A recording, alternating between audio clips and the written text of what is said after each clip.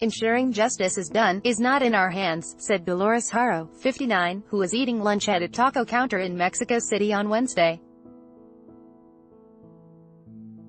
She said most people she knew had more pressing worries, such as the gas shortage and allegations of corruption, even on such a monumental scale, are not that surprising, added Pedro Rodriguez, 28, a marketing executive eating at the same counter. We Mexicans are no longer shocked, he said. We know that there won't be a response. Dolores Haro, 59, said most people she knew had more pressing worries, such as the gas shortage that is unfolding across Mexico City. Credit. Bloomberg. The muted reaction reflected, in part, hardened skepticism about the honesty of the nation's political class and the strength of its government institutions in a culture of rampant corruption and impunity, analysts said. Many Mexicans doubt that a charge of public corruption, even one of this magnitude, would get traction in the Mexican justice system, especially in cases that probe the opaque intersection of organized crime and government. We understand that there is weak rule of law, the lack of capacity for investigation, said Guadalupe Correa Cabrera, a professor of policy and government at George Mason University, who studies organized crime in Mexico. The names of politicians turn up in trial, but nothing happens. She said that a long history of impunity had left Mexicans feeling hopeless and asking, why should I care? Peña Nieto, whose 6-year term ended late last year, has made no public statement in response to the allegations. Close associates from his administration issued denials on his behalf, including his former chief of staff, Francisco Guzman, who is not related to the accused drug trafficker and who called the allegations false, defamatory and absurd. The government of EDPN was the one that located, arrested and extradited Joaquin Guzman Lora, Francisco Guzman said on Twitter. Since the beginning of the administration, it was a priority objective of the security cabinet. Some Mexicans allowed for the possibility that there might be some truth in the allegations made by Alex Cifuentes Villa, a Colombian drug trafficker who worked closely with the Mexican drug lord.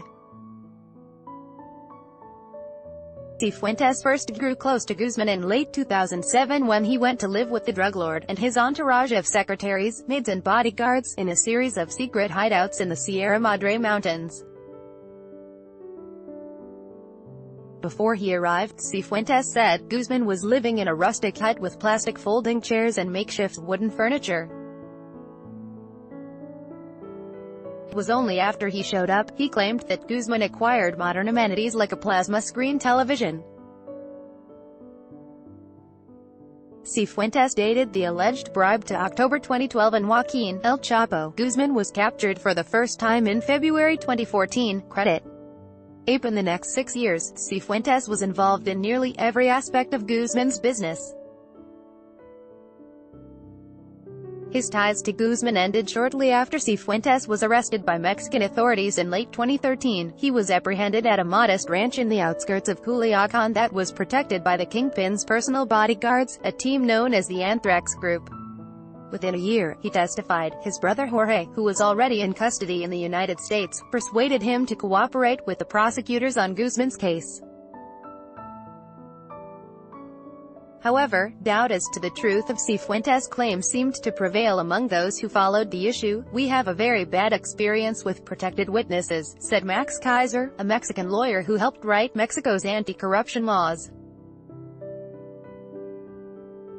We know that protected witnesses can say anything. He said that the lack of reaction in Mexico less reflected resignation than a lack of confidence in the source of the allegation. What people are waiting for is that these allegations are backed up with evidence, he said, adding that if the allegations were proved, it would be a major scandal. If nothing more is presented, he continued, it would just be hearsay from a narco-trafficker hoping for some kind of benefit. Maria Celia Toro, a political analyst at the Colegio de Mexico, a university in Mexico City, said that Mexicans have been conditioned by a long history of false accusations. She added, the most sensible thing to do is to wait. Many observers pointed out that if El Chapo had, indeed, paid Peña Nieto $100 million, then he did not get much bang for his buck, since he was eventually extradited to the United States by the former president.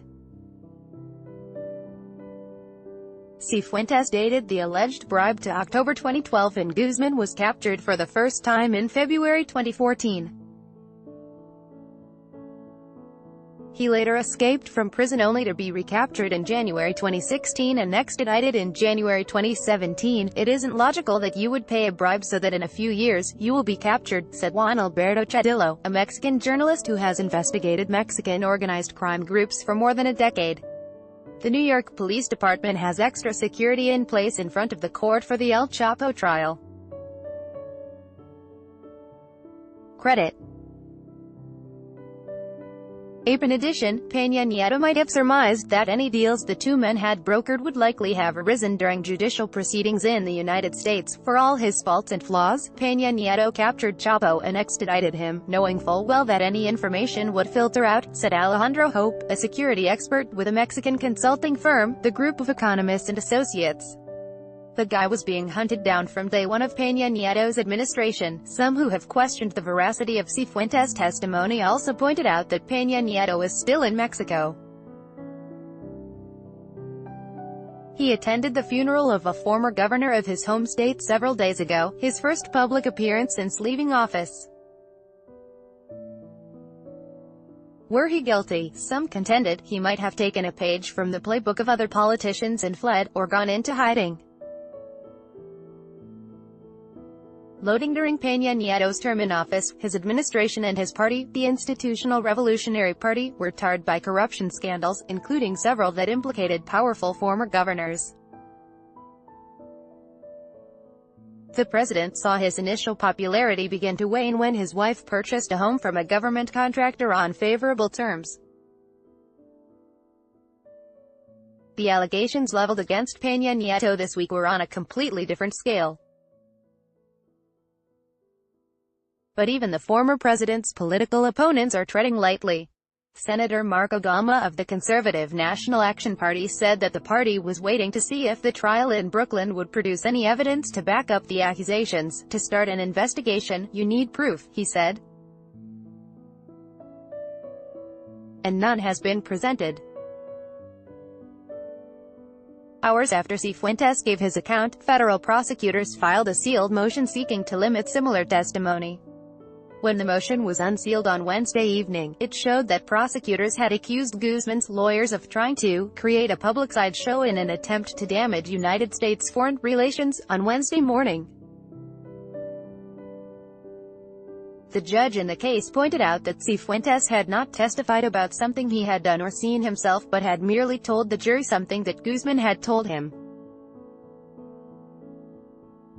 Maybe, he suggested to Guzman's lawyers. The prosecutors did not believe Guzman had been entirely candid. Still, some Mexicans felt the need to do something, to protest, to investigate, and if it were the case, to prosecute Peña Nieto, they should try him, here or there, wherever, said Armando Venado, 58, a salesman from the town of Texcoco, outside Mexico City. "We're so accustomed to corruption that nobody does anything.